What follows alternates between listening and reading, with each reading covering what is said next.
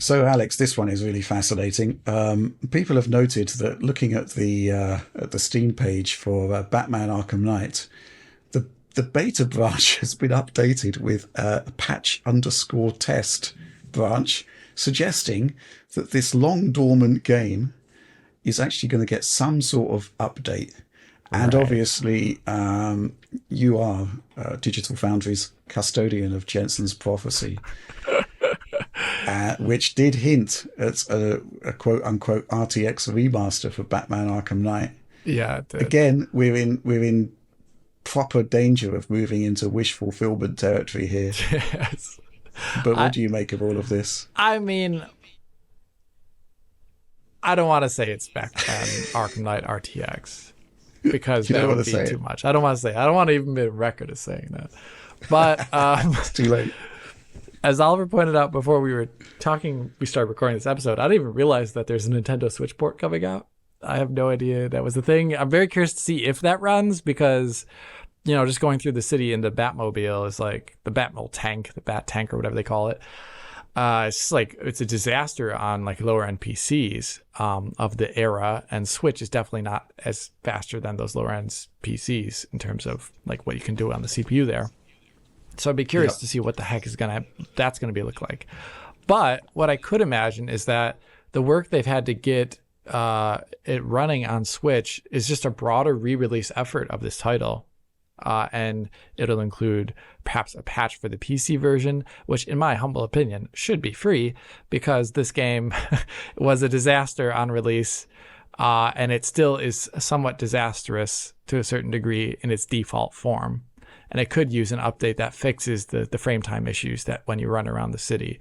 Like this is something that's why I always complain when a game comes out on PC and has big frame time issues because it can take a decade or longer before the game gets in any like a reasonable shape on mid-range PC hardware, and I don't think that's right.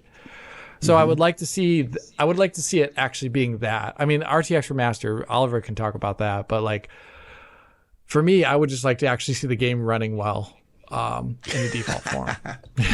Well, yeah, I mean, I think the way we left Arkham Knight was that essentially 60 frames per second was doable, but simply because the hardware of the time had basically reduced the frame times to the point where when you did get a spike, it was still within a 16 millisecond window. So you could get 60, right? And then you would let the GPU do the rest in terms of scaling the visuals. I think 2080 Ti could do 4K 60 basically with a decent GPU. Mm-hmm. I'd like to see Arkham Knight revisited, obviously, with stuff like DLSS would be amazing. We are moving into wish fulfillment territory here, but why not? I mean, on the console side of things, I'd love to see a remaster, not just for the Switch, but also for the current generation machines, because you can. I mean, it's basically a game that's been limited by the original platform and the technology of the time. It's before TAA was really a thing. The anti-aliasing's pretty gruesome. It is. Um, It's just but FXAA, really. Yeah. yeah, but the core artwork is still phenomenal. The game is still phenomenal. What are your thoughts, Oliver? Yeah, well, I want to dive right into wish fulfillment with this one because if it is indeed the RTX remaster that Jensen once prophesied, that is extremely exciting because I think it'd be pretty mind-boggling to have some path tracing going on in a game with as many dynamic lights as Arkham Knight. Like, it would just look absolutely insane. I'm just convinced it would totally look up there with the best of current generation rendering because that game still looks awesome even on a PS4, Xbox One. To see it at high resolutions with a temporally stable image, which we've never really gotten out of the game except unless you have it on a high-end PC, with RTX effects everywhere with path tracing, I mean, that would be insane. So yeah, Right. that's just super tantalizing. Hmm. But I kind of look back actually a little bit to last year when we had the Portal companion collection on Switch, which I think I covered for us.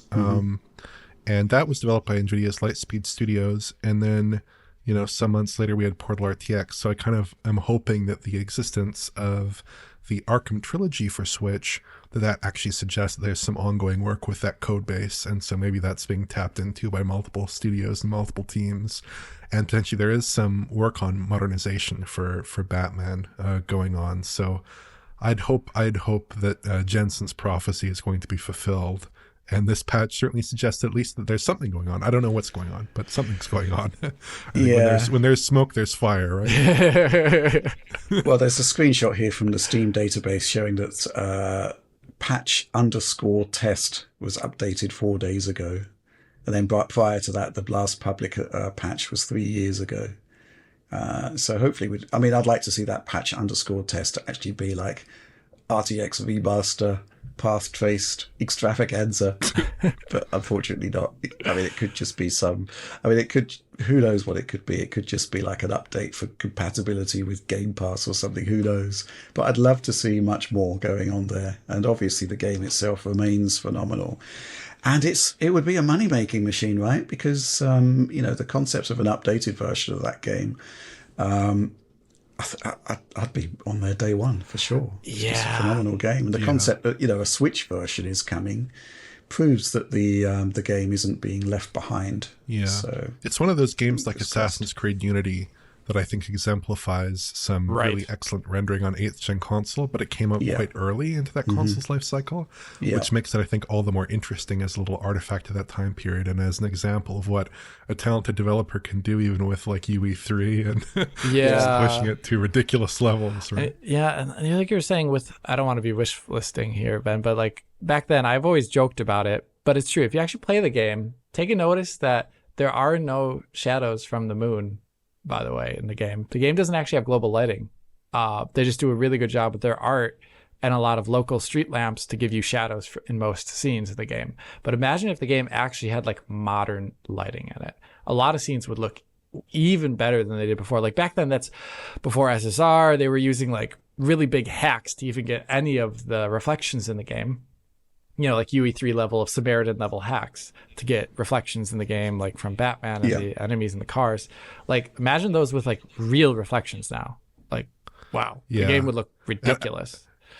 I have to say one other thing too on the topic of reflections is that game's water. Oh yeah, right. Still looks just mouth-wateringly good. Like some of the best watering games. Some of the best watering games, even still, and it's been like over 8 years now. It's nuts. So imagine that game on PC with tessellation turned up to the max with ray tracing. I mean, that would just be ridiculous. I would like to see it. It's so exciting. Yeah. I mean, if that's even on the table, it's so exciting. To quote Jeff Keighley, it would be literally insane. Literally insane. Well, look, perhaps we're reading too much into patch_whatever test. But, what can I say? It's a slam dunk, isn't it? Something's got to be done with that game to modernize it because it deserves it. I mean, of all the remasters, it's well up there with Assassin's Creed Unity as a game that should be, that comes from a certain point of time in the last generation and was just kind of left behind. When, obviously there could be a massive market for a modernized version of the game. Fingers crossed. But I guess we will be looking at the Switch version as soon as we can because, similar to what Alex has said earlier, the concept of getting that game, which was incredibly CPU limited and kind of still is, running on a mobile piece of hardware like that. I mean, it could be great. It could go horribly wrong. Fingers crossed it's going to be good.